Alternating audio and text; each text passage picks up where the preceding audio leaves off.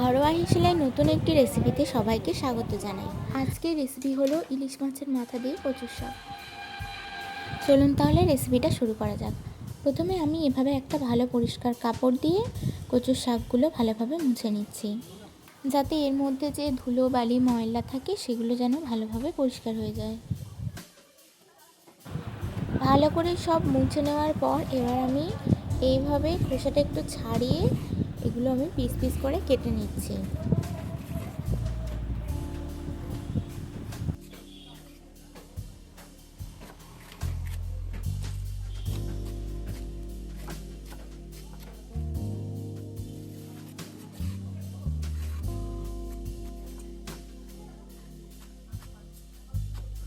দেখুন এবার আমার সব কাটা হয়ে গেছে। এবার আমি কড়ার মধ্যে জল দিয়ে দিলাম, আর জলের মধ্যে আমি একটা গোটা পাতিলেবুর রস চিপে দিয়ে দিলাম। কচুর শাক বা কচুরলতি রান্না করলে যে গলা চুলকাবার একটা সম্ভাবনা থাকে, এই লেবুর রসটা দিয়ে দিলে কিন্তু আর সেটা থাকবে না, গলা চুলকাবার কোনো চান্সই নেই।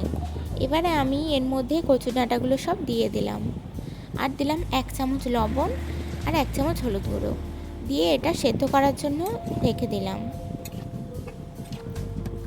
এবার আমি এটা 10 মিনিটের জন্য চাপা দিয়ে দিলাম সেদ্ধ হওয়ার জন্য।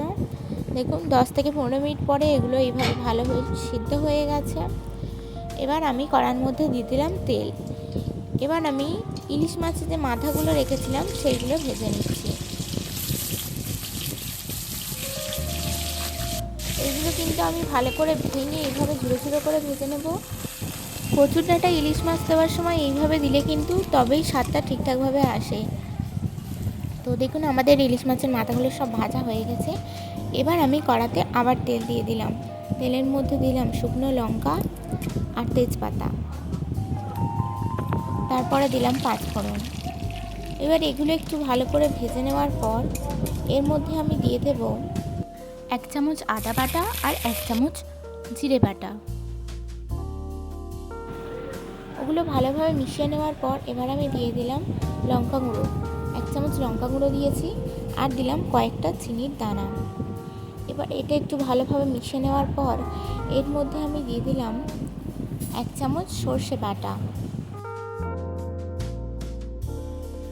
এভাবে সব কিছু ভালোভাবে মিশিয়ে নেওয়ার পর এর মধ্যে আমি সেদ্ধ করে রাখা কচুর শাকগুলো দিয়ে দিচ্ছি। এবার আমি 5 মিনিট এটা একটু ভালোভাবে মিশিয়ে নেব।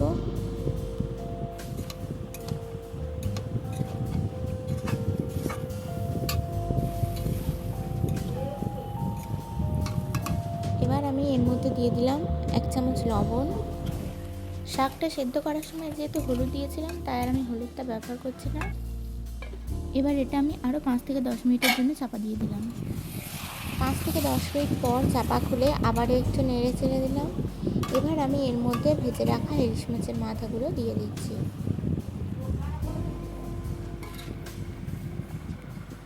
আর এর সাথে আমি ইলিশ মাছ মাথা ভাজার যে তেলটা ছিল সেটাও দিয়ে দিলাম। এতে কিন্তু স্বাদ আরও দ্বিগুণ বেড়ে যাবে। এবার সব কিছু আবারও ভালোভাবে মিশিয়ে দিচ্ছি।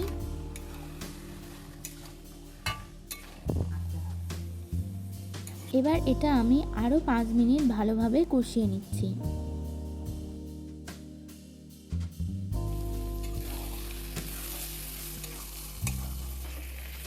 দেখুন এবার আমাদের ইলিশ মাছের মাথা দিয়ে কচুর শাক একদম রেডি হয়ে গেছে। এবার আমরা একটা পাত্রে নামিয়ে নিচ্ছি। গরম গরম ভাতের সাথে কিন্তু দারুণ লাগে এইটা খেতে। আপনারা অবশ্যই কিন্তু একবার ট্রাই করে দেখবেন। আর রেসিপিটি ভালো লাগলে অবশ্যই একটা লাইক করবেন আর চ্যানেলটি সাবস্ক্রাইব করবেন। ধন্যবাদ।